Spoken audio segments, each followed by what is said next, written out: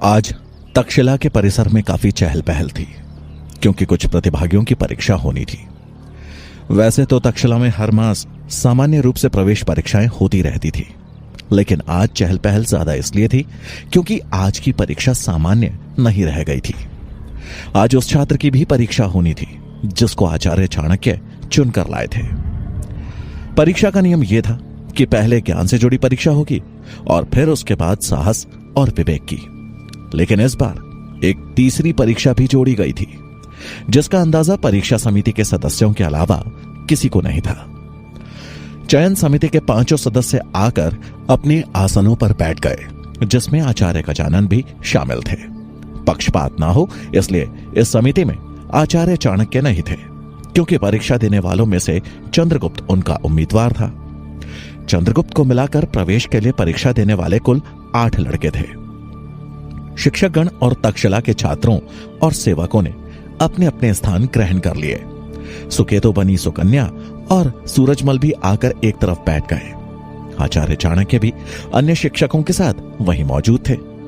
आज उन्हें रह रहकर धनानंद के दरबार में हुए अपमान का दृश्य याद आ रहा था, क्योंकि आज चंद्रगुप्त के साथ बहुत कुछ दांव पे लगा हुआ था। परीक्षा संचालक ने आगे आकर परीक्षा के शुरू होने की घोषणा की, जिसमें सबसे पहले छात्रों की बुद्धिमत्ता को परखा जाना था। परीक्षा संचालक सभी छात्रों को मैदान के एक तरफ ले गए, जहां अनाज की बोरियों का ढेर रखा हुआ था। उन्होंने छात्रों को संबोधित करते हुए कहा, हर छात्र को अनाज की 10-10 बोरियां दी जाएंगी और आपको आधे प्रहर में ही अपनी 10 बोरियों में मौजूद अनाज को पास के गांव के लोगों में बराबर रूप से बांटना है। लेकिन हां, समय का आप सबको विशेष ध्यान रखना है। जो छात्र निर्धारित समय में अपने अनाज की पूरी मात्रा को गांव के लोगों में बराबर बांट देंगे, वो छात्र उत्तीर्ण माने जाएंगे। बिगुल बजते ही आपका समय शुरू हो जाएगा। कुछ ही समय बाद बिगुल बज उठा और साथ में प्रतिभागियों के लिए समय का कांटा भी चल पड़ा। सब छात्रों ने कुछ पल सोचा और अलग अलग दिशाओं में जो भी गांव पास में मिला उसमें पहुंच गए और अपने अपने प्रयास शुरू कर दिए। चंद्रगुप्त एक गांव में पहुंचा और ध्यान से उस गांव का निरीक्षण कर उस गांव के मुखिया के घर पहुंच गया। उसने मुखिया से मिलकर एक सवाल किया, जिसका उत्तर सुन उसके चेहरे पर मुस्कान आ गई। इधर तक्षशिला के मैदान में बैठे चाणक्य चिंतित हो रहे थे, क्योंकि अभी तक चंद्रगुप्त के अनाज के ढेर की एक बोरी भी कम नहीं हुई थी, जबकि बाकी के प्रतिभागी अपनी अपनी युक्ति से कुछ बोरियां गांव पहुंचाने में लगे थे। सुकेतु बनी सुकन्या और सूरजमल भी एक तरफ बैठे परेशान से दिख रहे थे, जबकि आचार्य गजानन मनी मन खुश थे, क्योंकि उनको लग रहा था कि चंद्रगुप्त पहले पड़ाव में ही बाहर हो जाएगा। वहीं वीरसेन भी अपने साथी राजकुमारों के साथ बैठा, जैसे चंद्रगुप्त के हारने का इंतजार ही कर रहा था। समय के गुजरने के साथ साथ चाणक्य के माथे पे चिंता की रेखाएं बढ़ती जा रही थी कि तभी चंद्रगुप्त मैदान की तरफ आते दिखा, जिसे देख चाणक्य के माथे की शिकन कुछ कम पड़ी। चंद्रगुप्त के पीछे गांव के मुखिया अपने साथ एक बैलगाड़ी लेकर आ रहे थे। चंद्रगुप्त ने तुरंत ही बैलगाड़ी पे अपनी सारी बोरियां रखवा दी और मुखिया बैलगाड़ी के साथ वहां से निकल गए। लेकिन अनाज का बराबर रूप से बांटने का कार्य अभी भी बाकी था। हर छात्र के क्रियाकलाप पे नजर रखने के लिए गुप्त रूप से कुछ सेवक लगाए गए थे, ताकि छात्र की नियति का सही रूप से मूल्यांकन हो सके। चंद्रगुप्त का अनाज का ढेर अब पूरा खाली हो चुका था और साथ में 3 और छात्रों का भी। लेकिन 4 छात्र अभी भी अनाज को बांटने में लगे थे। चंद्रगुप्त मुखिया के साथ गांव की तरफ नहीं गया, जिसे देख वहां मौजूद शिक्षकगण असमंजस में थे, क्योंकि अनाज का उचित रूप से बंटवारा होना भी परीक्षा की शर्त थी। कुछ ही देर में बिगुल बजा, जिससे यह स्पष्ट था कि परीक्षा का निर्धारित समय खत्म हो चुका है। चाणक्य चंद्रगुप्त के चेहरे पर चिंता की जरा सी भी झलक न देख हैरान थे। परीक्षा संचालक ने आगे आकर पहले पड़ाव को पार करने वाले प्रतिभागियों के नामों की घोषणा की, जिसमें 3 ही नाम थे। पहला कुमारिल, दूसरा रत्नाकर और तीसरा चंद्रगुप्त। चंद्रगुप्त का नाम सुन जहां चाणक्य की चिंता एक पल के लिए खत्म हो गई, वहीं आचार्य गजानन और उनके समीप बैठे आचार्य मेघनाथ की त्योरियां चढ़ गई। वीरसेन भी मन ही मन कुड़ के रह गया। विजेता छात्रों से अपने अपने कार्य को समझाने के लिए कहा गया। जिसमें कुमारिल ने बताया कि उसने कैसे एक बैलगाड़ी पे अपने सारे अनाज को रख घर घर जाकर अनाज बांटा। वहीं रत्नाकर ने बताया कि उसने कुछ लोगों की मदद से उस अनाज को गांव में एक जगह इकट्ठा कर सब गांव वालों को वहां से ले जाने के लिए बोला।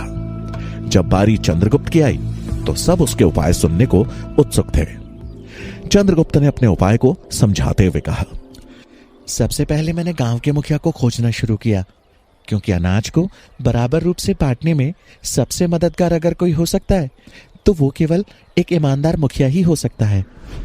तभी चंद्रगुप्त की बात काट एक शिक्षक ने प्रश्न किया, लेकिन तुमने ये कैसे परखा कि वो मुखिया ईमानदार है? चंद्रगुप्त बड़ी विनम्रता से बोला, आसान था। सबसे पहले मैंने गांव की उन्नति पे ध्यान दिया, जिसे देख पता चला कि मुखिया ने गांव के विकास में काम किया है। लेकिन फिर भी मैंने और ज्यादा संतुष्टि के लिए मुखिया जी से एक सवाल पूछा कि उनके परिवार में कितने लोग हैं, और उनका जवाब था, ये पूरा गांव ही मेरा परिवार है। ये जवाब सुन मैं सुनिश्चित हो गया कि ये एक ईमानदार इंसान है, और अगर मैं इनको अपना अनाज दूंगा तो निश्चित तौर पर ये लोगों में समान रूप से बांटेंगे। चंद्रगुप्त के इस उपाय ने सबको हैरान कर दिया कि कैसे एक छोटे से बालक ने इतनी बुद्धिमत्ता का परिचय देते हुए अपनी परीक्षा समय रहते पूरी की। चाणक्य की आंखों में चंद्रगुप्त के लिए गर्व झलक रहा था। सुकेतु बनी सुकन्या और सूरजमल भी चंद्रगुप्त को देख खुश थे, लेकिन आचार्य गजानन मन ही मन सुलग रहे थे, जैसे कि उनके सपनों पे किसी ने आग लगा दी हो। कुछ समय के विश्राम के बाद परीक्षा संचालक ने परीक्षा के अगले पड़ाव की घोषणा की, जिसमें प्रतिभागियों को घुड़सवारी का प्रदर्शन करना था और एक स्थान से दूसरे स्थान की दूरी निर्धारित समय में तय करनी थी। तीनों प्रतिभागी अपने अपने घोड़ों की तरफ बढ़ चले, लेकिन चंद्रगुप्त को घोड़े की तरफ बढ़ते देख आचार्य गजानन के चेहरे पे कुटिल मुस्कान बिखर आई, क्योंकि उन्होंने अपनी चालाकी से चंद्रगुप्त के लिए एक ऐसा घोड़ा चुना था जिसको काबू में करना लगभग असंभव था। चंद्रगुप्त ने घोड़े के पास पहुंच जब उसे हाथ लगाया तो घोड़ा ऐसे पदक उठा जैसे कि उसके किसी दुश्मन ने हाथ लगाया हो। घोड़े का सन की व्यवहार देखकर चंद्रगुप्त हैरान रह गया। ये देख चाणक्य एक बार फिर चिंता में पड़ गए। वो समझ गए कि ये चाल आचार्य गजानन की है, लेकिन चंद्रगुप्त हिम्मत न हारते हुए घोड़े को काबू में करने की कोशिश करने लगा। तभी परीक्षा का बिगुल बजा और समय का कांटा चल पड़ा। बाकी के प्रतिभागी अपने घोड़े पर सवार हो चुके थे और लगाम खींचने को तैयार थे, लेकिन चंद्रगुप्त का घोड़ा अभी तक काबू में ही नहीं आ पाया था। वो बार बार उसकी पीठ पे चढ़ने का प्रयास कर रहा था, लेकिन घोड़ा हर बार उसे गिरा देता। ये देख गजानन के चेहरे पे जीत की चमक दिख रही थी।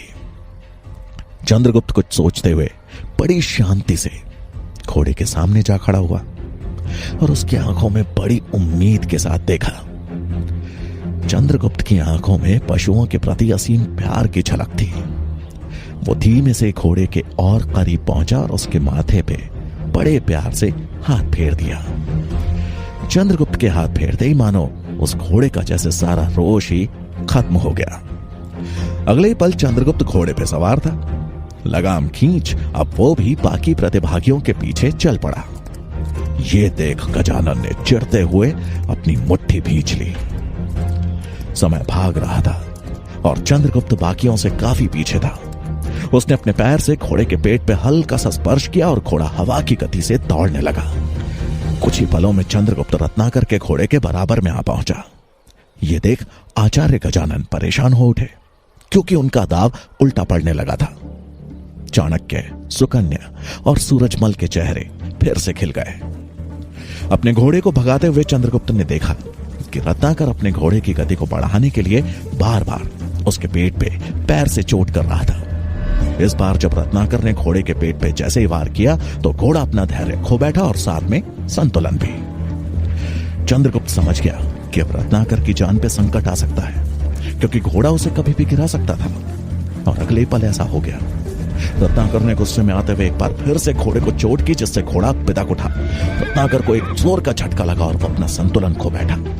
ये देख वहां मौजूद सभी लोगों की जैसे सांस अटक गई, लेकिन तभी चंद्रगुप्त ने बिजली की फुर्ती से रत्नाकर के करीब आते हुए उसे गिरने से संभाल लिया।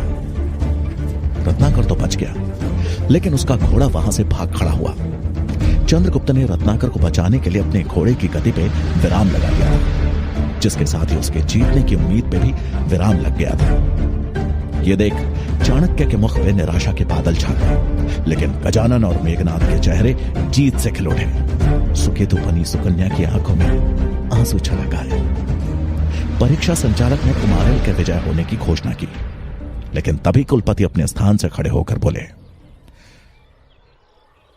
मनुष्य का सबसे बड़ा गुण है परमार्थ, मतलब अपना स्वार्थ छोड़ जरूरत पे दूसरों की मदद के लिए हमेशा आगे रहना।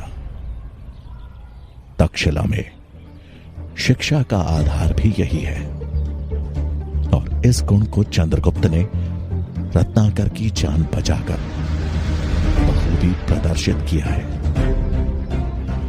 तो इस परीक्षा में केवल कुमारिल ही नहीं, चंद्रगुप्त भी विजयी है। कुलपति का यह फैसला सुन जहां चाणक्य के मुख से चिंता के बादल छट गए, वहीं गजानन का मुख क्रोध से लाल हो गया। उनका हर दाव आज उल्टा ही पड़ता जा रहा था। अब परीक्षा का आखिरी पड़ाव बचा था, जिसे खुद गजानन ने चंद्रगुप्त को बाहर करने के लिए रखा था। और अब यह पड़ाव ही गजानन के लिए आखिरी उम्मीद था, क्योंकि इससे पहले कि उनकी सभी चालों को चंद्रगुप्त ने विफल कर दिया था। आखिरी पड़ाव में अब सिर्फ कुमारिल और चंद्रगुप्त थे। कुछ समय के बाद अंतिम पड़ाव का बिगुल बजा और परीक्षा संचालक ने परीक्षा की घोषणा की, जिसमें चंद्रगुप्त और कुमारिल को 2 खूंखार सांडों के गले से तांबे के सिक्कों से बुनी माला उतारनी थी। लेकिन शर्त यह थी कि वो माला टूटनी नहीं चाहिए। परीक्षा सुन चाणक्य के मुख पे तनाव बढ़ गया। उन्हें यह तो मालूम था कि आचार्य गजानन ने इस बार एक नई परीक्षा शामिल की है, लेकिन वो परीक्षा इतनी खतरनाक होने वाली है, इसका अंदाजा उन्हें नहीं था। अगले पल पशुओं के एक बाड़े के सामने चंद्रगुप्त और कुमारिल खड़े थे। उनकी नजर अंदर गई तो अंदर 2 खूंखार सांड जैसे उनके आने का ही इंतजार कर रहे थे। सफेद सांड कुमारिल का था और काले सांड से चंद्रगुप्त को माला उतारनी थी। लेकिन उनका विशालकाय शरीर और नुकीले सींग देखकर दोनों की ही हालत खराब थी। उन दोनों के गले में एक तांबे के सिक्कों की माला लटक रही थी, जिसे दोनों को निकालना था। वहीं उस बाड़े से कुछ दूर बैठे तक्षशिला के आचार्यगण आश्चर्य में थे कि ये दोनों बालक इस कार्य को कैसे कर पाएंगे। लेकिन एक तरफ बैठे गजानन और मेघनाथ मंद मंद मुस्कुरा रहे थे। परीक्षा शुरू होने का बिगुल बजा और चंद्रगुप्त और कुमारिल तुरंत ही एक गहरी सांस लेते हुए बाड़े के अंदर प्रवेश कर गए। अंदर प्रवेश करते ही एक सेवक ने बाड़े को बाहर से बंद कर दिया। दोनों के सामने खूंखार सांड अपने नथुने फैलाए उनको ही घूरे जा रहे थे, और जैसे वो आगे बढ़ने को हुए, उनसे पहले ही एक सांड उनकी तरफ दौड़ पड़ा। अपनी तरफ तेजी से आते एक सांड को देख दोनों घबरा गए, लेकिन उसके हमले से बचते हुए दोनों ने एक तरफ छलांग लगा दी। उनकी इस चालाकी ने जैसे सांड को और ज्यादा गुस्सा दिला दिया, और इस बार दोनों सांड उनकी तरफ दौड़े। लेकिन दोनों प्रतिभागियों को सांड से बचना नहीं, बल्कि उनके गले में लटक रही माला को उतारना था। अब दोनों ने अपने अपने प्रयास शुरू कर दिए।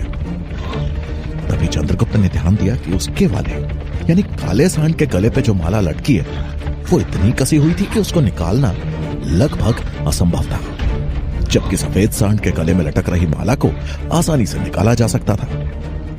चंद्रगुप्त और चाणक्य दोनों को समझ में आ गया कि ये गजानन का ही काम था। लेकिन चंद्रगुप्त हार मानने वालों में से नहीं था। उसने अब माला को बगैर तोड़े सांड के गले से निकालने के लिए दिमाग लगाना शुरू कर दिया। वहीं कुमारिल भी अपने पूरे प्रयास में लगा था, और इस बार वो सफेद सांड को अपनी तरफ आता देख हिम्मत दिखा उसके सामने खड़ा रहा। जैसे वो सांड कुमारिल के सामने आया, कुमारिल छलांग लगाकर उसकी पीठ पे जा बैठा और उसके कुबड़ को पकड़ किसी तरह माला निकालने की कोशिश करने लगा। लेकिन तभी उस सांड ने कुमारिल को अपने सींगों से फंसा बाड़े के बाहर फेंक दिया। ये देख वहां बैठे लोगों की डर से सांस अटक गई, लेकिन बाड़े के किनारे पड़ी ढेर सारी घास के कारण कुमारिल सुरक्षित था। उसे बहुत अधिक चोट नहीं आई। चंद्रगुप्त कुमारिल की हालत देख समझ चुका था कि ये माला ऐसे तो नहीं निकलने वाली। वो कुछ सोच एक किनारे आ गया, लेकिन सांड उस पर लगातार हमले किए जा रहा था और अब उन दोनों सांडों का निशाना वही था। चंद्रगुप्त छलांग मार के किसी तरह बच रहा था और साथ ही साथ सांड के गले से माला निकालने का उपाय भी सोच रहा था। उधर कुमारिल से जब पूछा गया कि क्या उसे दूसरे प्रयास के लिए बाड़े में जाना है, तो उसका जवाब ना था, क्योंकि डर से उसकी हालत खराब थी और हिम्मत भी टूट चुकी थी। उसकी ना ने सबको हैरान कर दिया, क्योंकि दो प्रतिद्वंदियों में से अभी एक ने तो हार मानने का निर्णय ले लिया था। मेघनाथ ने गजानन से हैरानी में सवाल करते हुए कहा, आचार्य, इस बालक ने तो हाथ खड़े कर दिए। अब तो अकेला चंद्रगुप्त ही बचा है, तो क्या वो ऐसे ही विजयी घोषित कर दिया जाएगा? गजानन उनकी तरफ देख दृढ़ता से बोले, नहीं नहीं, परीक्षा में भाग लेना आवश्यक है, नहीं तो परीक्षा ही रद्द कर दी जाएगी। यही नियम है यहां का।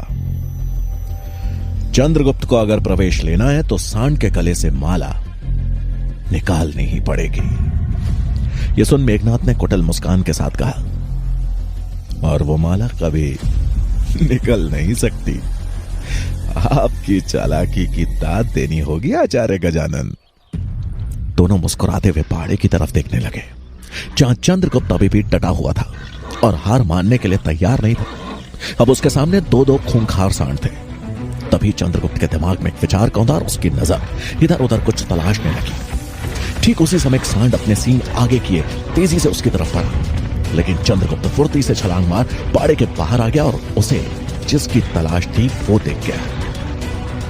उसने बड़ी फुर्ती से छलांग मारते हुए बाहर रखी कुछ तलवारों में से एक तलवार अपने हाथ में ले ली और अगली छलांग में वो एक बार फिर मैदान में था। अब उसकी नजरें काले सांड के गले में लटक रही माला को ही देख रही थी।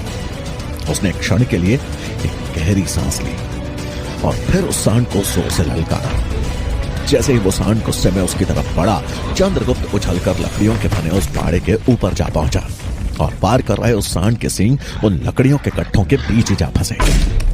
अगले पल चंद्रगुप्त ने बिजली की तरह अपने हाथ में पकड़ी तलवार से उस सांड के गले पे वार कर दिया।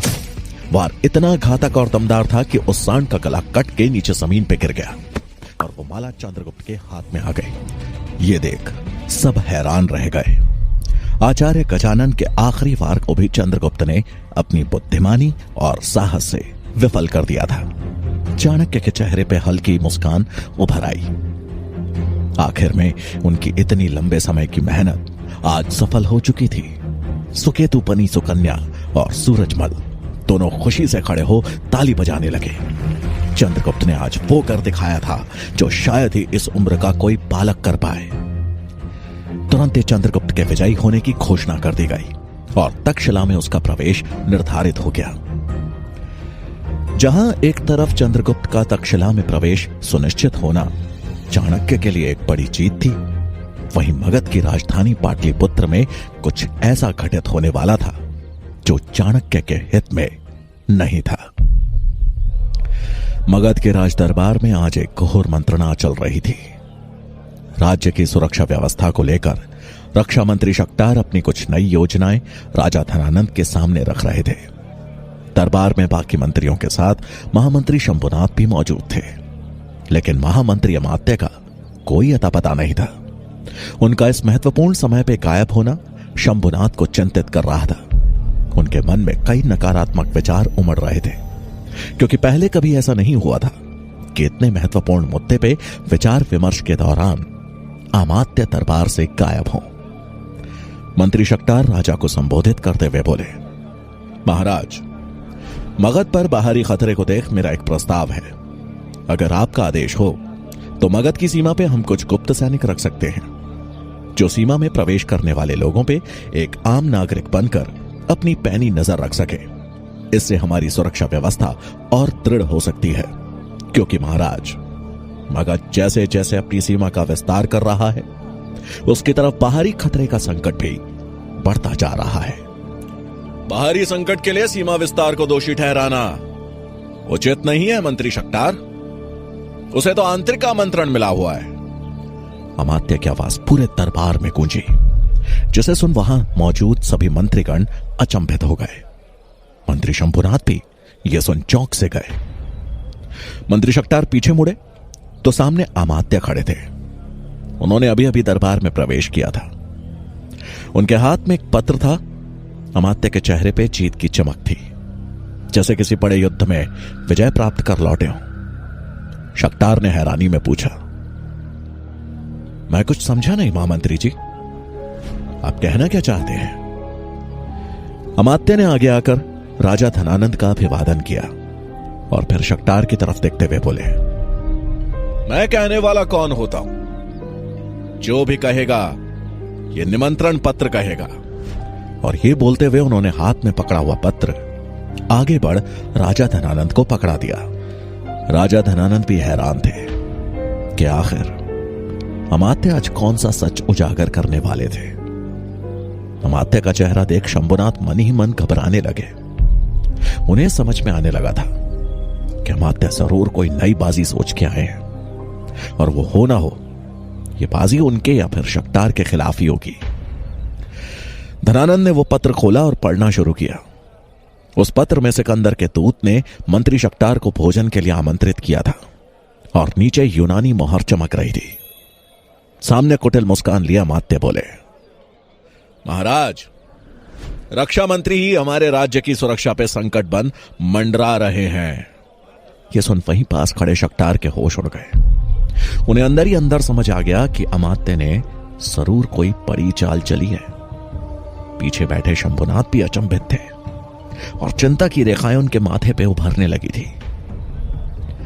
अमात्य शक्तार की तरफ देखते हुए बोले, वो तो अच्छा हुआ कि यह पत्र मेरे हाथ लग गया, नहीं तो मगध का सौदा करने के लिए सिकंदर से हाथ मिला ही लिया था मंत्री शक्तार ने।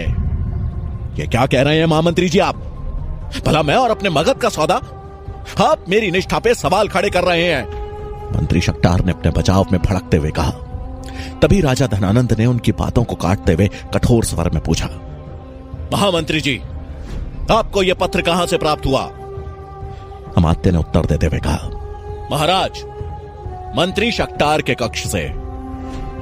पहले मुझे शक हुआ और फिर जब मैंने उनके कक्ष की तलाशी का आदेश दिया तो मुझे यह विश्वासघाती पत्र प्राप्त हुआ। यह सुन धनानंद का पारा पड़ने लगा। शक्तार ने राजा धनानंद की तरफ देख हाथ जोड़ते हुए कहा, महाराज, मैं ऐसा कभी नहीं कर सकता। यह जरूर मुझे फंसाने की कोई साजिश है। शक्तार की बात सुन राजा धनानंद चिल्लाया और उन्हें पत्र दिखाते हुए बोला, साजिश तो तूने रची है इस गद्दी को हथियाने की, और उस साजिश का प्रमाण है यह पत्र। सैनिकों, बंदी बना लो इस देशद्रोही को। इसने अपने देश को बेचने की कोशिश की है। आदेश मिलते ही कुछ सैनिकों ने शक्तार को तुरंत अपनी गिरफ्त में ले लिया। महाराज, मैंने ऐसा कुछ नहीं किया। यह जरूर मेरे खिलाफ कोई साजिश है। मैं अपने देश से गद्दारी नहीं कर सकता। शक्तार चिल्ला रहे थे, लेकिन धनानंद को जैसे अभी कुछ सुनना ही नहीं था। ये सब देख शंभुनाथ की जैसे सांस अटक गई थी।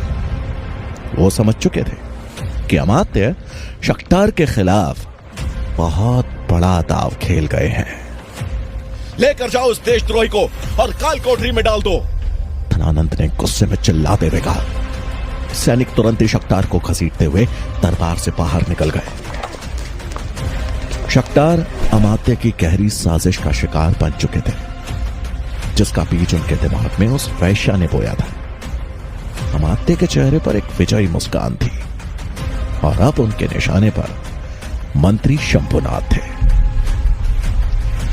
जहां एक और तक्षशिला में चाणक्य को जीत का सुख मिला था, वहीं मगध में उनकी योजना की नींव का एक पाया टूट चुका था, जिसका परिणाम भविष्य में बहुत घातक होने वाला था।